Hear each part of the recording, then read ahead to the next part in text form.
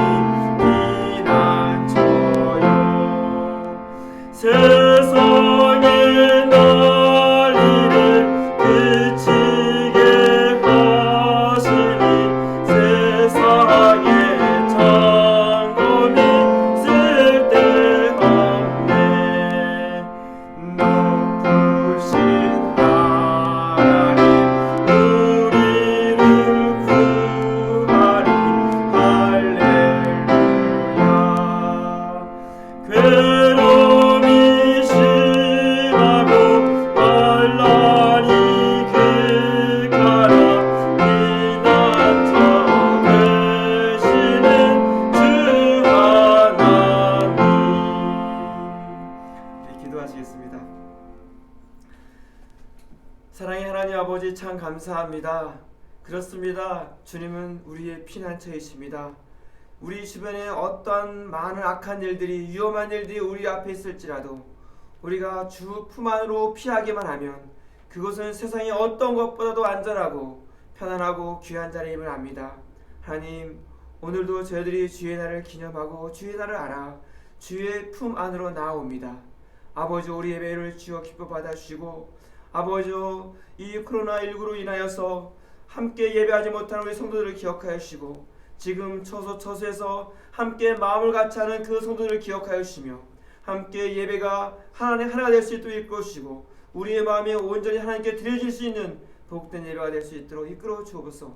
아버지, 예배를 방해하는 많은 것들이 있습니다. 거기에 집중하지 않게 해주시고 오직 하나님 앞에 나오며 예배에 집중하며 예배로 나올 수 있는 저들 될 수 있도록 이끌어 주옵소서.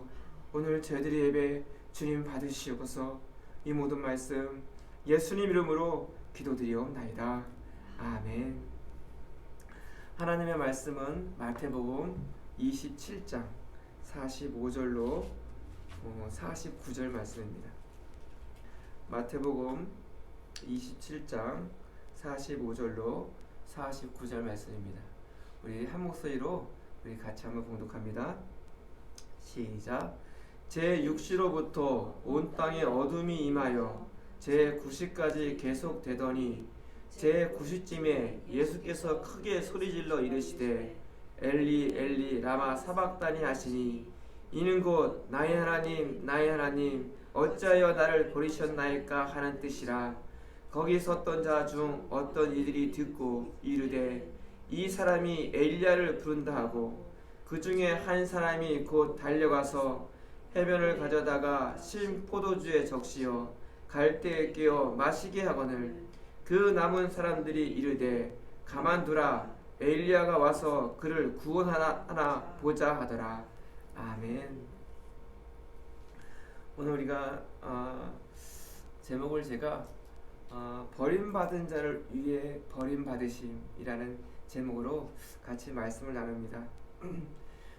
지금 우리가 지금 사순절 기간입니다.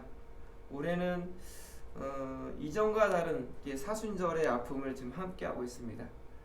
그렇지만 우리가 이 사순절 뒤에 또 영광의 그날을 우리는 이미 아는 자들입니다.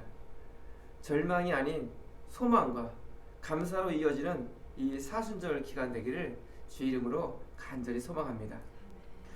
우리가 이런 질문을 한번 해보죠. 예수님께서도 절망하는 순간이 있었을까라는 겁니다. 그는 하나님이었고 그 속에 영원한 생명이 있는 분이었습니다. 그는 절대로 낙심하고 약해질 수 있는 그런 존재가 아니었습니다.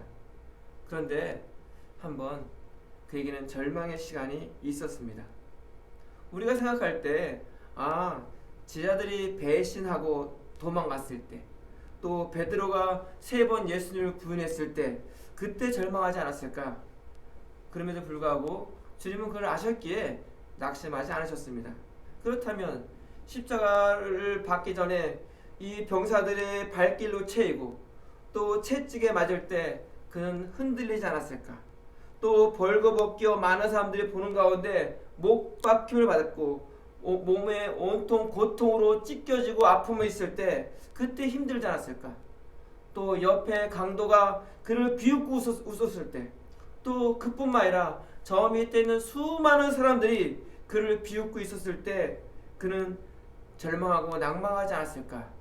그럼에도 불구하고 주님께서는 그런 상황에서도 결코 낭망하지 않으셨습니다. 그런데 오늘 말씀의 등장처럼 그 순간이 다가온 겁니다. 항상 함께 있었던 주님, 항상 하나님과 동행했던 그분이 하나님과 떠나는 그 순간 그는 도저히 견디지 못하여서 그는 소리칩니다. 엘리 엘리 라마 사박다니 나의 하나님 나의 하나님 어찌하여 나를 버리셨나이까 라는 것 소리를 칩니다. 그를 절망케 하는 것은 하나님의 버리심 때문이었습니다. 그러면서 오늘 그 시작을 오늘 45절 말씀으로 시작합니다. 제6시로부터 온 땅에 어둠이 임하여 제9시까지 계속되더니 온 땅에 어둠이 임하였습니다. 예수님께서 제3시 지금 시간으로 보면 아침 9시에 십자가에 못 박히셨습니다. 그리고 3시간이 지나자 12시죠. 12시에 어둠이 임했다고 성경은 이야기하고 있습니다. 그 어둠으로 인해서 모든 사람이 두려워할 만한 그런 어둠이었습니다. 그리고 그 어둠이 임하자 그 모든 순간이 하나님의 하나님의 어둠이 임하자 모든 사람이 두려워하고 또 바로 그 순간에 예수님께서 그 십자가에 달리시면서 외친 겁니다. 나의 하나님 나의 하나님 어찌하여 나를 버리셨나이까? 그러기에 그 어둠의 그 시작은 곧 하나님으로부터 버림받은 시작이라 할 수 있습니다. 그러니까 예수님께서 한 십자가에 달리시고 나서 3시간 후에 어둠이 시작되었고 3시간 후에 돌아가셨습니다. 그러기에 예수님이 하나님과의 버림받은 그 시간이 어찌 보면 그 십자가상에서의 그 3시간이었습니다. 그 시간은 모든 영혼이 완전히 버림받고 모든 고통에 빠지는 그 순간이었습니다. 하나님의 은혜가 떠나고 나면 어두움밖에 남지 않습니다. 그것을 상징적으로 보여주고 있는 현장이 바로 오늘 말씀의 현장입니다. 그리고 그 어둠으로 인해서 사람들이 두려워했습니다. 그 두려워했던 이유는 뭐냐면 세상이 캄캄해져서 두려웠다기보다도 영혼의 어두움 때문이었습니다. 우리가 경험하는 세상은 우리의 마음을 그대로 다 보여줍니다. 우리의 마음이 죄로 물들고 어두울 때 대낮에도 어두움은 임하는 것입니다. 그러나 온 세상이 어둡고 캄캄하며 천재지변이 일어난다 할지라도 하나님에 대한 확신을 가진 사람은 그렇지 않습니다. 왜요? 그의 마음에 어둠이 없기 때문에 그렇습니다. 하지만 두려워하는 사람, 어둠이 있는 사람들은 작은 징조에도 갈대처럼 그 마음이 흔들립니다. 순간순간 아무것도 아닐 때문에 두려워하고, 아무것도 아닌 것 때문에 절망하고, 아무것도 아닌 것 때문에 실망하고, 화내고 분노하고 그렇습니다. 왜 그럴까요? 그의 마음속에 어둠이 있고 어둠이 그의 삶을 지배하기 때문에 그렇습니다. 그러나 오늘 십자가상에서의 어둠은 그런 것 이상이었습니다. 왜 그랬을까요? 그것은 모든 사람들의 마음이 세상에 펼쳐진 것입니다. 왜요? 모든 사람의 마음, 그것이 어떤 마음입니까? 죄된 마음입니다. 그것이 십자가상에서 다 펼쳐질 때 그 세상이 어떤 것이냐? 하나님이 없는 세상, 그 어두움을 보여주고 있는 것입니다. 그러기에 예수님께서 버림받았을 때 내려왔던 어두움을 우리가 상상하면서 은혜가 없는 나의 삶, 은혜가 없는 나의 영혼, 은혜가 없는 나의 마음을 어떠할지를 우리가 느껴야 합니다. 하나님이 없는 그런 마음은 그 어두움으로 지속되어집니다. 예수님은 그 잠깐의 어둠에도 절망하여 세상에 속에서 많은 고통과 그 십자가에 오기까지 많은 그런 처절한 배반이 있음에도 불구하고 그것 때문에 낙심하지 않고 그것 때문에 절망하지 않는데, 그 짧은 순간 예수님으로부터 하나님으로부터 버림받았다는 그 순간 그는 절망하고 나의 하나님, 나의 하나님 어찌하여 나를 버리셨나이까 외치는 것입니다. 왜요? 그 순간 그의 마음속에 어둠이 임한 겁니다. 왜 예수님께서는 그 어둠을 담당하셨을까요? 우리가 그런 존재이기에 그것을 대신 짊어지신 것입니다. 그러면서 46절에 우리가 말씀하신 것처럼 하나님을 향해서 그가 이야기합니다. 어찌하여 나를 버리셨나이까라고요. 이때 이 절규는 처절한 절규였습니다. 누구나 옆에서 들었다면 몸서리를 쳤을 그런 절규였습니다. 그는 순결하신 분이었습니다. 그는 죄를 물으시는 분이었습니다. 그런데 왜 그런 절규를, 그런 아픔을 당하셨어야 했을까요? 그것은 우리의 죄를 당신이 다 짊어지셨기 때문입니다. 그의 탄식에 보여주는 것은 그 어느 것도 아닌 하나님으로부터 버림받은 절규였습니다. 그것은 죄의 결과를 보여주는 하나의 샘플입니다. 그것이 얼마나 저주스러운지 우리는 깨달아야 합니다. 버림받은 영혼이 어떤 것인지를 오늘 예수님을 통해서 보여주고 있습니다. 그러기에 불신자들은 자기 영혼의 탄식을 듣습니다. 조용히 앉아 있으려면 언제나 속에서 터져나갑니다. 그 두려움이. 그래서 그 사람들은 이 두려움 때문에 계속해서 그 하나님을 모르는 사람들은 자기의 재미를 찾아 쫓아다닙니다. 아무것도 하지 않으면 그것이 나오기 때문에 그렇습니다. 마치 감춰둔 미친 가족처럼 툭툭툭 허락도 없이 내 삶 가운데 내 마음속에 툭툭툭 튀어나오는 것입니다. 그가 나오지 않게 하려고, 그럼 어떻게 튀어나오지 않게 하려고 어떻게 합니까? 재미있는 일을 찾아다닙니다. 술과 세상적인 쾌락과 자기의 취미와 여러 가지 활동들을 찾아다닙니다. 그렇게 함으로써 영혼의 울부짖음을 잊으려고 노력합니다. 하지만 잊고 있다고 해결되는 것은 아닙니다. 그러기에 우리의 삶 속에 잊고 지내더라도 무슨 목적을 가지고 해야 합니다. 그냥 잊고 시간만 지난다고 되는 것이 아니라 잊고 시간만 보내면 그 영혼은 점점점 나약해지고 쇠퇴해지고 죽어가는 겁니다.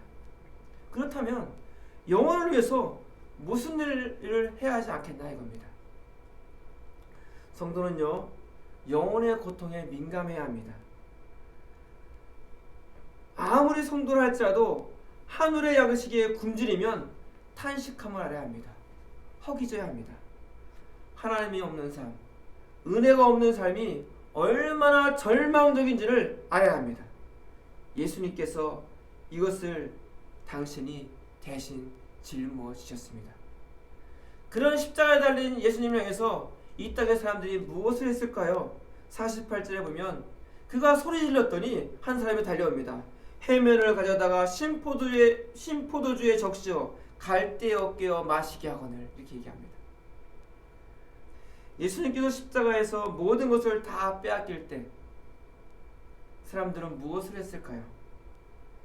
그의 희생에 감사했을까요? 그렇지 않죠. 오히려 그를 모욕하고 있었습니다.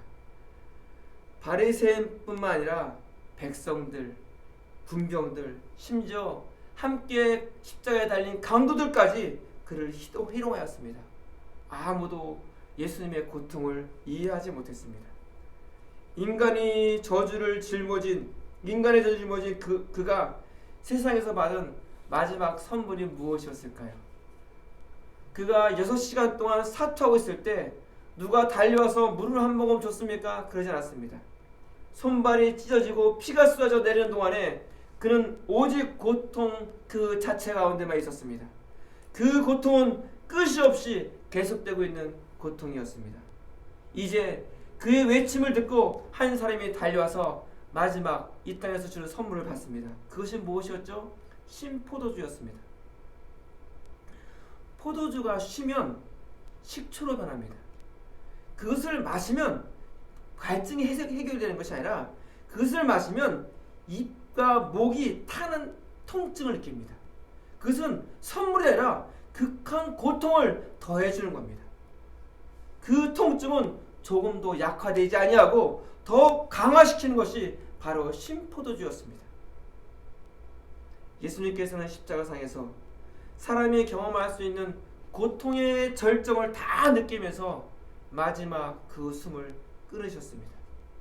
그리고 이사야 53장 6절 말씀처럼 우리는 다 양 같아서 그릇 행하여 각기 제 길로 갔거늘 여호와께서는 우리 모두의 죄악을 그에게 담당시키셨도다.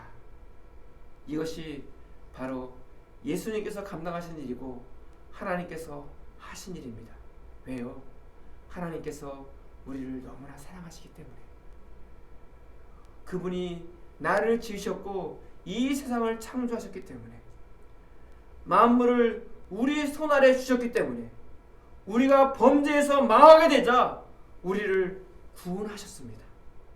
그래서 이처럼 고통을 짊어지셨습니다. 그 누구도 지옥의 소나기를 벗어날 수 없습니다. 그 누구도 악한 영의 힘을 이길 수는 없습니다. 병과 늙음과 절망의 그늘을 결코 어떤 누구도 떠날 수 없습니다. 그런데 하나님은 그런 상황 가운데서 우리를 구원해 내신 겁니다. 엄청난 대가를 지불하면서 하나님께서는 그렇게 하셨습니다. 지옥과 귀신을 막아주셨다면 우리가 이 땅에서 벗어나지 못할 것이 과연 있을까요? 사업의 어려움, 가정의 불화, 지금 온 세계를 지배하고 있는 코로나19, 또 때로는 죽음도, 어떤 것도 예수님의 하나님의 그 손에서 아무것도 벗어날 수 없습니다. 그렇다면 우리는 어떻게 될까요? 우리가 그의 사역에, 그의 삶에 우리가 동참하는 겁니다. 하나님께서 나에게 그런 마음을 주셨습니다. 주님께서는 대신 신포도주를 받으셨습니다. 그렇다면 우리가 그 신포도주를 받음으로 인해서 어떻게 할까요? 그가 당한 것이 나를 위한 것임을 우리가 기억해야 합니다. 우리가 그의 모든 고통을 이제는 알아야 합니다. 그 고통이 얼마나 아팠을까 보다도 더 우리가 알아야 할 것이 무엇이냐면, 만약에 그가 그 고통을 받지 않았다면 어떻게 됐을까라는 겁니다. 그렇죠? 그렇지 않았다면 바로 내가 받을 것이었습니다. 그러나 그가 이처럼 확실하게 나를 대신해서 받으셨습니다. 그렇다면 나는 어떻게 된 것일까요? 그렇다면 나는 어떻게 생각해야 할까요? 그렇다면 나는 이제 어떻게 살아야 할까요? 라는 겁니다. 바울은요, 예수 죽은 것을 늘 자기 몸에 짊어지고 다닌다고 했습니다. 그처럼 그리스도가 행하신 일을 철저하게 의지하는 사람도 없었습니다. 그처럼 철저하게 그 힘으로 사는 사람도 없었습니다. 그리고 그처럼 엄청난 능력으로 위대한 삶을 산 사람도 없었습니다. 그렇습니다. 이것이 꼭 바울의 삶일까요? 그렇지 않죠. 이것이 바로 오늘 우리에게 주어진 삶이라는 것입니다. 그의 아픔, 그의 수치, 그의 죽음이 헛되지 않게 해야 합니다. 더욱이 예수님의 버림받으심이 우리에게 효력을 발하게 해야 합니다. 그가 버림받으심으로 우리의 버림받음은 그에게로 갔습니다. 그렇죠? 그가 버림받음은 절망이었습니다. 왜요? 바로 나를 위해, 우리를 위해 짊어지신 짐이었습니다. 그러므로 인해서 이제 우리는 그를 영접하였고 그분 안에 있는 존재가 되었습니다. 그러므로 그 무엇도 우리를 그 절망에서, 두려움에서 그 속에 빠뜨리지 못하고 그곳에 가두지 못합니다. 오히려 그런 영혼을 저 깊은 절망의 수로에서 건져 올릴 수 있는 사람이 바로 저와 여러분들인 것입니다. 사랑하는 성도 여러분, 어려운 주간입니다. 어려운 날 가운데 있습니다. 그럼에도 불구하고 이 한 주간 주 안에서 기꺼이 이 생명을 살아드리는 저와 화평의 모든 식구들이 되기를 주의 이름으로 축원합니다. 우리 기도하겠습니다. 사랑의 하나님 아버지, 참 감사합니다. 저희들을 사랑하여 주셔서 말씀하여 주시고 이 무거운 짐을 그 어깨에 대신 짊어지고 죽기까지 저희들을 살려주신 하나님, 참 감사합니다. 이제 주님, 이것이 저희들의 어깨에 왔습니다. 이것이 저희의 삶으로 이양되었습니다. 우리가 그 사랑을 알아 그 은혜를 입었사오니 이제 우리에게 주어진 삶들이 예수님의 그 삶에 못지않은 그런 멋진 삶들을 이어갈 수 있는 우리 화평의 모든 성도들 될 수 있도록 주여 함께하여 주옵소서. 주님 감사합니다. 이 모든 말씀 예수님 이름으로 기도드리옵나이다. 아멘. 우리 찬송가 391장 찬양하시면서 우리 봉헌하시겠습니다.